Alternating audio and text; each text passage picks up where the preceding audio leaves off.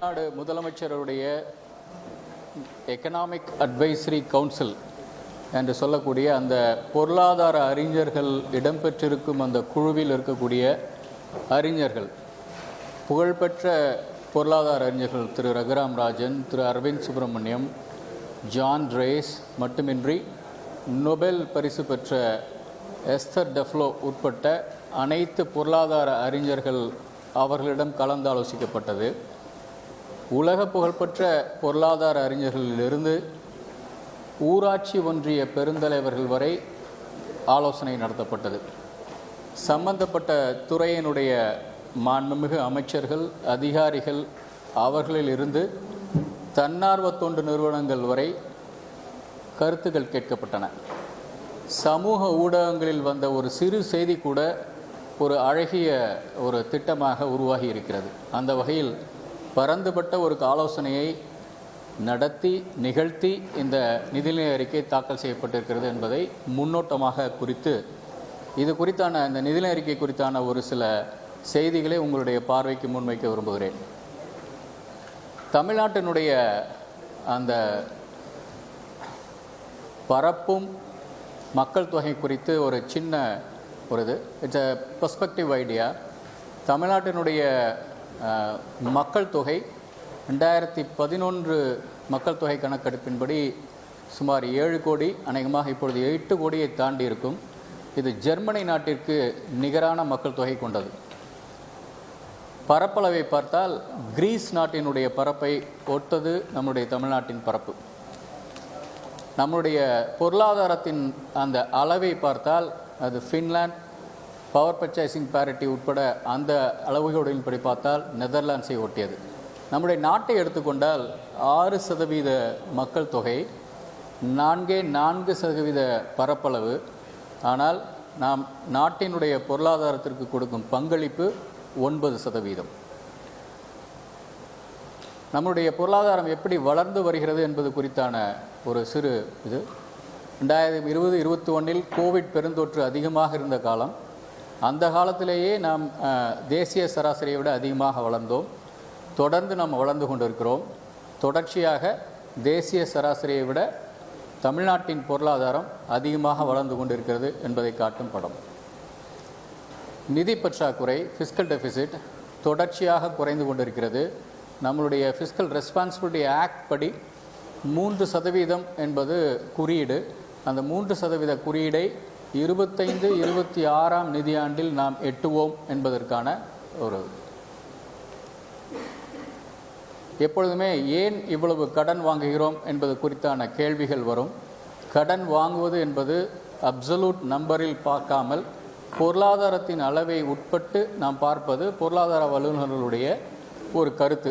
அந்த வகையில் நம்முடைய பொருளாதாரம் எவ்வளவு பெரிதாக இருக்கிறது, அதற்கேற்ப நாம் கடனை வாங்குகிறோமா என்பத கேள்வியை பல நேரம் பொருளாதார வல்லுநர்கள் வைப்பார்கள். அதற்கான பதிலை எதிர்பார்ப்பார்கள். நம்முடைய பொருளாதாரம் வளர்ந்து வருகிறது. வளர்ந்து வரும் பொருளாதாரத்தில் 28% கீழ் நீங்கள் ஒரு மாநிலம் கடன் வாங்கக்கூடும், வாங்கினால் டெட் சஸ்டைனபிலிட்டி இருக்கும் என்று நிதிக்குழு பரிந்துரைக்கிறது. அந்த நிதிக்குழுவின் பரிந்துரைக்கு கீழாக குறைவாக அந்த வரம்புக்குள் தான் நம்மளுடைய கடன் வாங்கும் அளவு இருக்கிறது என்பதை எடுத்துக்காட்டும் அளவு இந்த 25-26 ஆண்டு 26% என்ற அளவில், நம்முடைய பொருளாதாரத்தில் 26% என்ற அளவில் நாம் நம்முடைய டெட் டு ஜிடிபி அந்த இது இருக்கும் என்று இந்த குறிப்பான இந்த இது செய்தி தெரிகிறது. நம்முடைய வருவாய் பற்றாக்குறை உங்களுக்கு அனைவருக்கும் தெரிந்திருக்கும். நம்முடைய வருவாய் வரவினங்களுக்கும் செலவினங்களுக்கும் உள்ள இடைவெளி அது எப்படி குறைந்து கொண்டிருக்கிறது என்று கோவிட் நேரத்தில் அதிகமாக இருந்தது. எல்லா மாநிலங்களும் நாடு உட்பட அத்தனையுமே ரெவென்யூ டெபிசிட் அதிகமாக இருந்தது. அது குறைந்து கொண்டே வந்து 25-26 ஆண்டு 1.17% இருக்கும். கணக்கில் பார்த்தீங்கன்னா 2024-25 ஆண்டு சென்ற வருடம் நாம் நிதிநிலை அறிக்கை தாக்கல் செய்த போது 49,000 கோடி வருவாய் பற்றாக்குறையாக இருக்கும் என்று மதிப்பிடப்பட்டு இந்த வருடமே நாம் 3,000 கோடி குறைத்திருக்கிறோம். அடுத்த வருடம் இது 41,000 கோடி அளவிற்கு இது குறையும். அந்த அளவுக்கு நம்மால் நிதி மேலாண்மை செய்ய முடிந்திருக்கிறது என்பது இதில் குறிப்பிடத்தக்க விஷயம். கூட இன்னும் சொல்ல வேண்டுமென்றால், ஒன்றிய அரசிடமிருந்து நமக்கு வரவேண்டிய பல நலத்திட்ட உதவிகள் வராமலேயே நாம் 41,000 கோடி அளவிற்கு குறைத்திருக்கிறோம். வந்திருந்தால் இந்த வருவாய் பற்றாக்குறையை இன்னும் குறைத்திருக்க முடியும் என்பது எங்களுடைய துணிவு. இது மிக முக்கியமான ஒரு செய்தி. கேபிட்டல் எக்ஸ்பெண்டிச்சர் எதற்காக நாம் செலவிடுகிறோம், எந்த நலத்திட்டங்களுக்காகவா அல்லது குறிப்பாக கட்டமைப்பு வசதிகளுக்காக நாம் எவ்வளவு செலவிடுகிறோம் என்பதை பொருளாதார வல்லுநர்கள் தொடர்ச்சியாக கவனித்துக் கொண்டிருப்பார்கள். இந்த வருடம் அது 46,000 கோடி இருக்கும். அடுத்த வருடம் is quite an ambitious target. 57,000 crore அளவிற்கு நாங்கள் இதில் அந்த மூலதன செலவுகள் செய்ய முடியும் என்ற நம்பிக்கை எங்களுக்கு இருக்கிறது. இந்த நிதிநிலை அறிக்கையிலும் நிறைய திட்டங்கள், கட்டமைப்பு திட்டங்கள் அறிவிக்கப்பட்டிருக்கின்றன. இந்த வருடம் தொடங்கி அது நடக்கும்போது இந்த உயர் அளவை எட்ட முடியும் என்ற நம்பிக்கை எங்களுக்கு இருக்கிறது. இது எப்படி நமக்கு வருகின்ற வருவாய் குறித்தானது. ஸ்டேட் ஓன் ரெவென்யூ சுமார் 75% நமக்கு நம்மளுடைய சொந்த வரி வருவாய், 24.7% நாம் ஒன்றிய அரசினுடைய வரி பகிர்வு அல்லது மானிய உதவிகள் என்று அவர்களிடம் பெற்றுக்கொண்டிருக்கிறோம். இதில் சில குறைவுகள் இருக்கின்றது என்பது நாம் அனைவரும் அறிவோம். இது ஒவ்வொரு ஆஸ்பெக்ட்லேயும் இதில் ஜிஎஸ்டி அந்த போர்ஷன் நம்ம நல்லா பண்ணிகிட்ருக்கோம். கண்ட்ரியில் ஆவரேஜ் குரோத்தை விட நம்மளுடைய ஜிஎஸ்டி க்ரோத் நல்லாயிருக்கு. 22% நம்மளுடைய க்ரோத் இருக்குது. It's one of the highest in the country. VAT குறைவாக இருக்கிறது. VAT petroleum and as well as liquor. Stamp டியூட்டியை பொறுத்த வரைக்கும் 14% நமக்கு க்ரோத் இருக்குது. மோட்டார் வெஹிக்கிள் டேக்ஸஸ் நல்லா இருக்குது, 12.6%. மோட்டார் வெஹிக்கிள் டேக்ஸை பொறுத்த வரைக்கும் 3 விதமாக இருக்கும். 2 wheeler and as well as 4 wheeler and transport vehicle.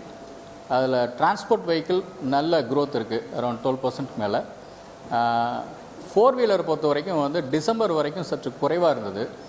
ஆனால் ஜனவரி மாதம் 18% அது உயர்வை காண்பித்தது. அந்த உயர்வு தக்க வைத்துக் கொள்ள முடியுமா என்பது எங்களுக்கு பார்த்துட்ருக்கோம், தொடர்ச்சியாக கவனிச்சுட்ருக்கோம். Motor vehicle taxes will fetch us better revenue.